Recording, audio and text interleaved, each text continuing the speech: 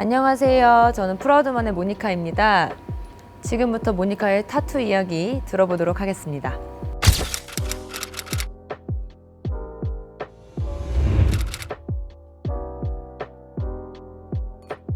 맨 처음에 새긴 타투는 이제 이 사슴 타투입니다.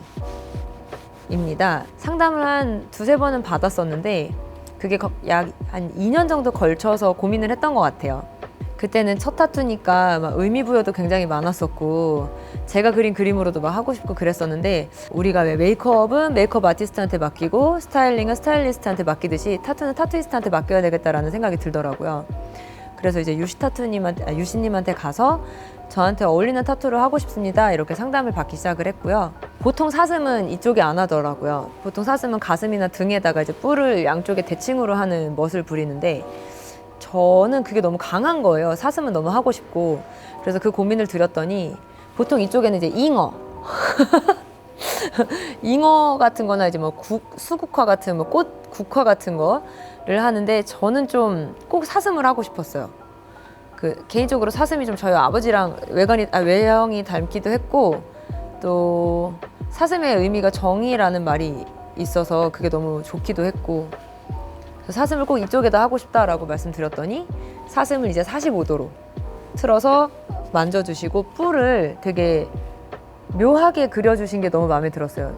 제 뿔이 되게 알록달록해요. 몽환적이고 저는 좀 살짝 이레즈미처럼 약간 리얼리티한 타투를 좋아해요. 근데 너무 리얼리티하면 사연 있어 보이잖아요.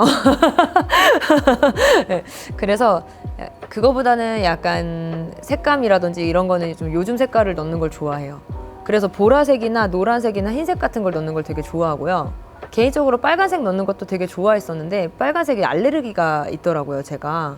그래서 색감은 대체적으로 좀 비비드한 톤으로 가고 있지 않나 이런 생각이 들었습니다.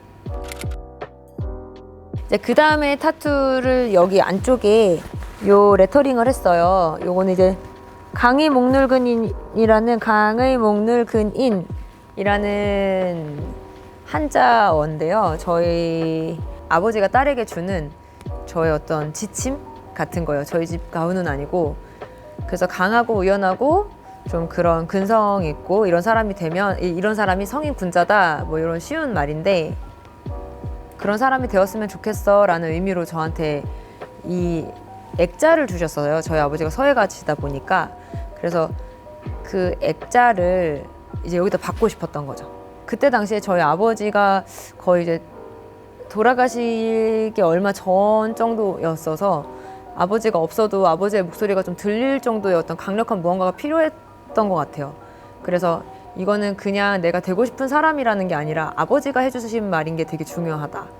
그래서 좀 아버지의 그런 말씀으로 새긴 글이에요. 그래서 내가 강해목눌근인이 되겠다라는 다짐보다는 우리 아버지가 나한테 해준 삶의 지침, 그래서 아버지가 항상 하시는 말씀 이런 마음으로 새긴 겁니다.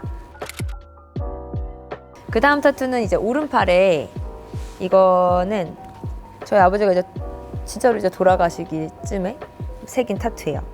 이거는 이제 제일 중요한 건 이 주작의 깃털이 아니라 이 도장이 정말 중요하고요. 이 도장은 저희 아버지의 이제 낙관이에요. 저희 아버지는 호가 지영이라는 호를 쓰셨어요. 그래서 여기 보시면 지영이라고 써져 있어요.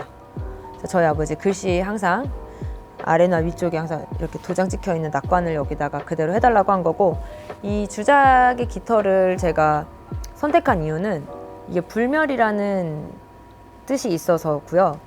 이제 저희 아버지가 영원히 살고 있다라는 느낌으로 제 몸에 새긴 거예요. 여기서 이제 제가 빨간색 알레르기가 있다는 걸 알게 된 거죠. 그래서 보시면 여기는 다 새살이에요. 다 알레르기가 나서 새살이 돋아버렸어요. 근데 이거를 리터치를 할지 안 할지 되게 고민을 많이 했는데 할 수도 있었거든요. 지금도 충분히 할 수 있는데 그냥 이렇게 새살이 돋은 것만으로도 저한테는 그냥 저만의 타투인 것 같아서 그 색이 빠지는 그대로의 자연의 것, 좀 자연스러운 것 이것을 그냥 좀 가져가고 싶었어요. 그래서 리터치 안 하고 이렇게 있다 보니까 좀 많이 흐릿해요. 그리고 이제 이거는 저의 현재 마지막 타투고요. 이 타투는 저희가 아버지가 돌아가시고 난 다음에 한 타투예요. 근데 이거는 이제 제가 굳이 그냥 의미 부여를 해서 한 타투고요. 이 손에 하는 거이기도 하고 좀 뭐랄까 제가 디자인을 하고 싶어서 유진님께 가지 않고 좀 타투한 지 1, 2년밖에 안 된 분께 갔어요. 뭔가 좀 그런 어린아이의 그림 같은 마음을 받고 싶었어요. 되게 열심히 하고 초심 갖고 막 이런 분들한테 받고 싶었어요. 그래서 뭐 하지라고 생각도 안 하고 그냥 진짜 연꽃 해주세요. 근데 연꽃이라는 게 이제 환생을 의미하기도 하고 그 불교적인 용어거든요. 연꽃이. 연꽃은 그냥 그분이 워낙 초보자셨기 때문에 인터넷에서 다운을 받았습니다. 근데 전 그것도 너무 좋았어요. 항상 멋있는 것만은 할 수 없고 뭔가 있어 보이고 이런 게 아니라 그냥 되게 라이트한 무언가의 무거운 느낌을 담고 싶었거든요. 그래서 웃으면서 받고 싶었어요, 타투를. 아버지가 돌아가시기도 했고 근데 그것 자체가 좀 누구에게나 있을 수 있는 일인 것처럼 느끼고 싶었던 것 같아요. 그래서 그냥 이거 인쇄해주세요. 오히려 더 되게 무겁게 할 줄 알았는데 제 마음이 그렇지가 않더라고요. 이쪽은 컬러로 해주시고 이쪽은 흑백으로 해주세요. 제가 좀 샤머니즘 같은 거를 좀 좋아하는데 얘가 숙명이고 얘가 운명이라는 말을 하더라고요. 그래서 숙명 쪽에다가는 컬러를 넣었고요. 운명 쪽에다가는 흑백을 넣었어요. 그 이유는 숙명은 항상 살아있다. 사람은 살아있을 수밖에 없다. 이건 내가 바꿀 수 있는 게 아니야. 오히려 긍정적인 느낌을 변치 않는 방향에다 했고 내가 변화시킬 수 있는 방향은 노력해야 되는 거죠. 까맣게 되면 안 되는 거죠. 사람은 노력해서 항상 밝게 살아야 하니까 이제 노력해야 하는 부분 오른손에다가는 흑백을 했습니다. 결국에는 환생이라는 의미와 이런 살아있다와 죽어있다의 느낌이 합쳐져서 삶과 죽음이 된 거예요. 그리고 그게 사실 손은 두 개니까 이렇게 합쳐지면 하나로 돌고 돈다라는 의미로 네 그렇게 해서 만들어진 타투예요. 이거에 이제 영감을 준 건 이제 저희 아버지가 결국에는 돌아가셨지만 또 살아계실 거고 또 돌아가셨지만 살아계실 거고 같은 게 계속 반복되는 거죠. 저한테. 그래서 그런 의미로 했던 아버지를 기억하는 타투입니다. 다 아버지 타투예요. 네. 29살 때부터 했거든요, 타투를. 근데 그 전에는 왜 안 했냐면 엄마가 너무 극구 반대하신 것도 있었고 제가 앞으로 어떤 일을 계속 할 수 있을지 그때는 미지수였어요. 춤을 늦게 시작한 것도 있고 해서 다시 회사로 돌아가면 타투를 하면 안 된다는 생각이 있어서 타투를 끝까지 못 하다가 29부터 1년에 하나씩 했었어요. 저희 아버지에 대한 내용으로. 그러고 나서 이제 이 타투 하기 전에 돌아가셨죠.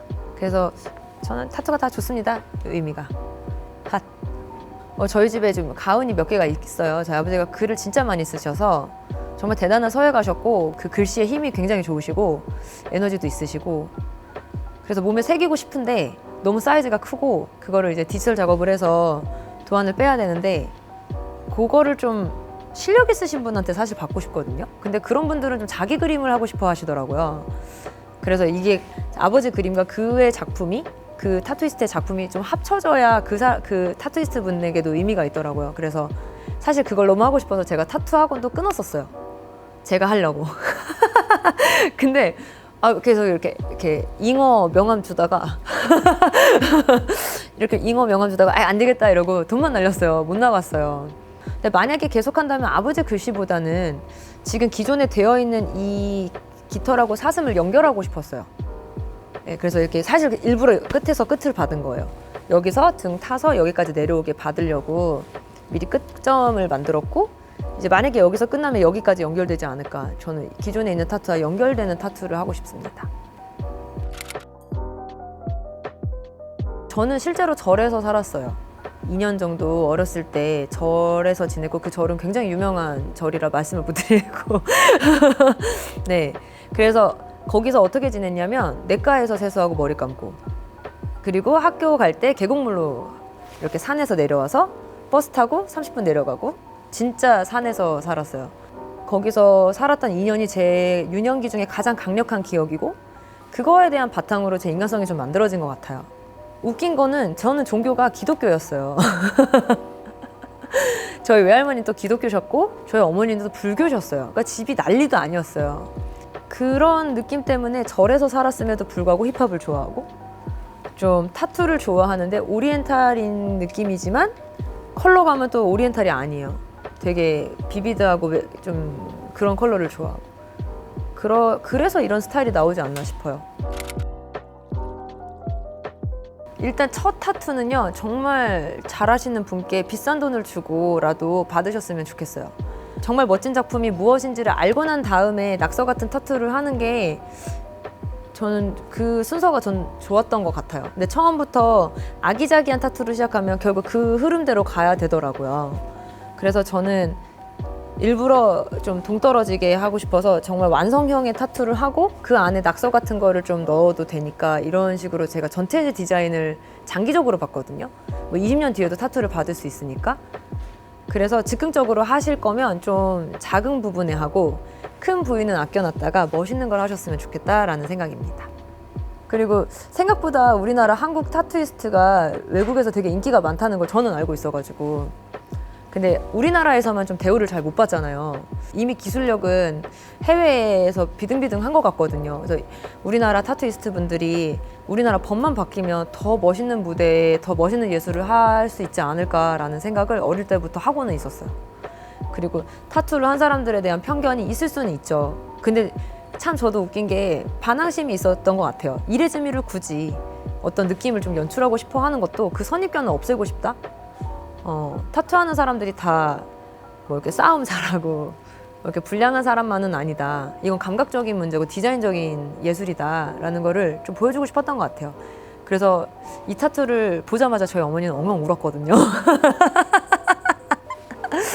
그래서 엄마한테 그 영상이 또 있어요. 옛날에 엄마 나 타투했어 이랬는데 엄마가 막 울어요. 커피숍에서 이거 울다가 아니 엄마 이거 판박이야 판박 이러니까 아 왜 거짓말을 하고 좀 미소를 지으시다가 아니 엄마 근데 이거 찐이야 이러니까 다시 막 울어요. 그 정도로 엄마가 너무 마음 아파하셨고, 근데도 저는 선입견을 없애고 싶었어요. 엄마부터라도. 그래서 엄마한테 당당하게 다 얘기했거든요. 보통 다 비밀로 하는 친구들도 많은데 전 하자마자 바로 자랑. 엄마 나 타투했어. 엄마 또 울어. 네.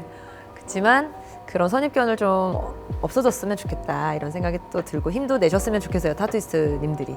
저도 한 보름 정도 배운 사람으로서 굉장한 기술력이라는 거 그리고 엄청난 예술이라는 거를 꼭 많은 분들이 알아주셨으면 좋겠다라는 생각입니다. 자, 여기까지고요.